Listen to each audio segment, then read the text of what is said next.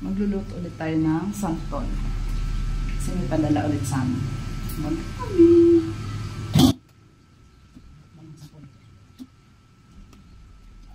Ito, nakababad na siya sa asin.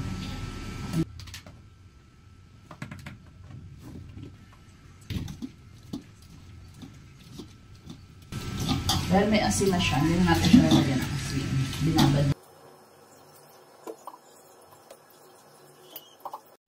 Ang turo ni mama sa probinsya, 4 na beses pala ito yung hugasan, guys. Oh my God, ba tayong alam.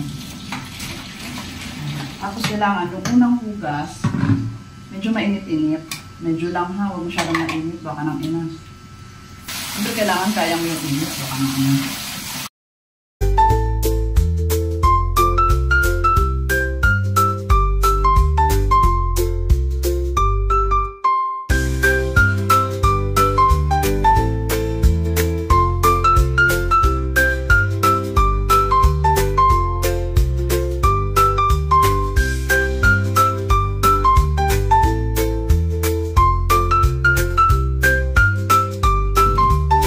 Pangalawang gata. Pangalawang gata. Okay.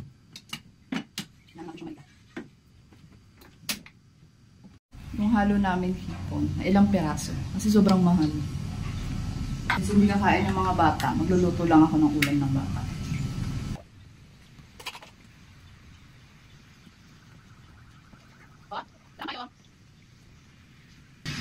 Hindi wala akong sibuyas. Kaya ng sibuyas.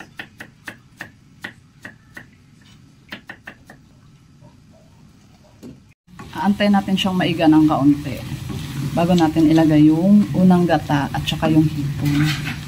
Huwag niyong kalimutan guys, may bawang pala. Kalimutan ko lang, naupusan na kasi ako ng bawang. Pabili lang ako kay Star. Pipitit lang tayo ng bawang. Tapos ilalagay na natin yung bawang.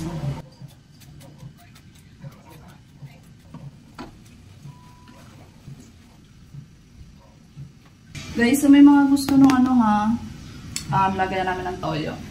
Meron kami niyang sa yellow basket namin sa TikTok.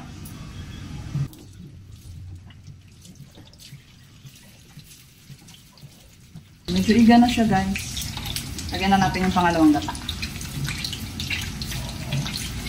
Yung unang gata pala po. Tuloy naman. Sama mo na yung hipon.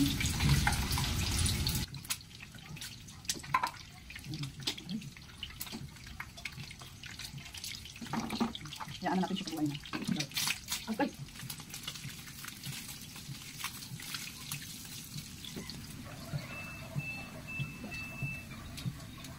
Okay.